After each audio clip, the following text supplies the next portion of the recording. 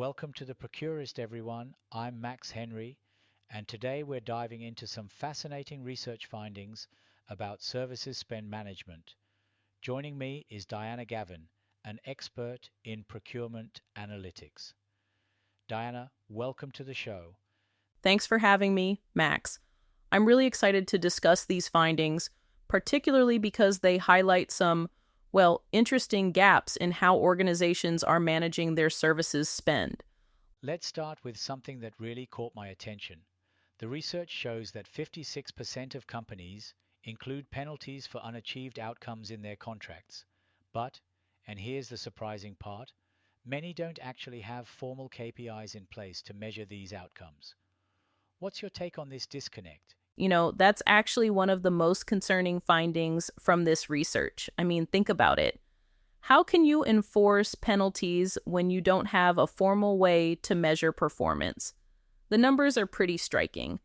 65% lack formal KPIs for routine services, 75% for ad hoc services, and 58% for activity-based services. That's quite remarkable. And it gets even more interesting when we look at how organizations are measuring outcomes. Could you break down the different approaches they're taking? Well, for routine services, only about 35% are tracking contracted KPIs and SLAs. Then you've got 24% relying on informal stakeholder feedback and another 21% using key stakeholder consensus. But here's what's really concerning. About 20% aren't measuring outcomes at all. Let's talk about technology's role in all this. The research showed some interesting patterns when it comes to procurement platforms, didn't it? Yes, and this is fascinating. When organizations use dedicated services procurement platforms, we see a significant jump in KPI tracking. For routine services, it goes from 35 to 61%. That's a massive improvement in measurement capability. Yet despite these benefits, many organizations are still using pretty basic tools, right? Something like 60% are just using ERP systems for purchase orders and invoices. Exactly. And even more concerning is that about 25% are still relying on emails and phone calls. I mean, in 2023, that's really not optimal for managing complex services spend. Let's shift gears a bit and talk about value reporting. The research revealed something quite striking about how procurement teams communicate their impact, didn't it? Oh, yes, this is actually quite concerning. About 46% of procurement teams don't report on any value beyond cost savings.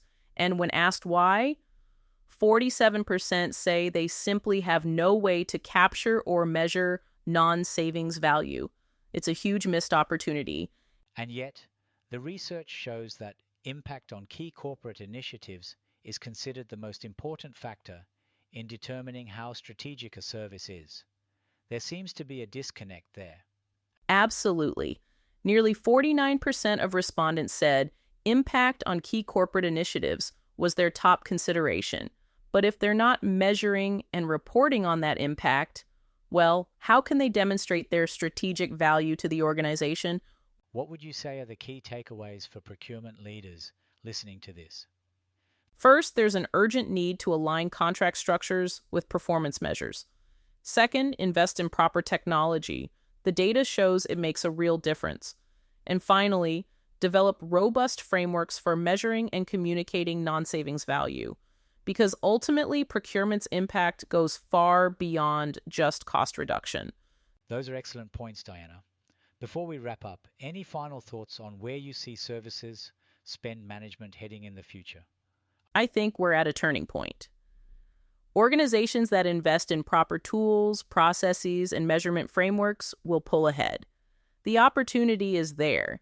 It's just a matter of taking a more structured, strategic approach to services spend management.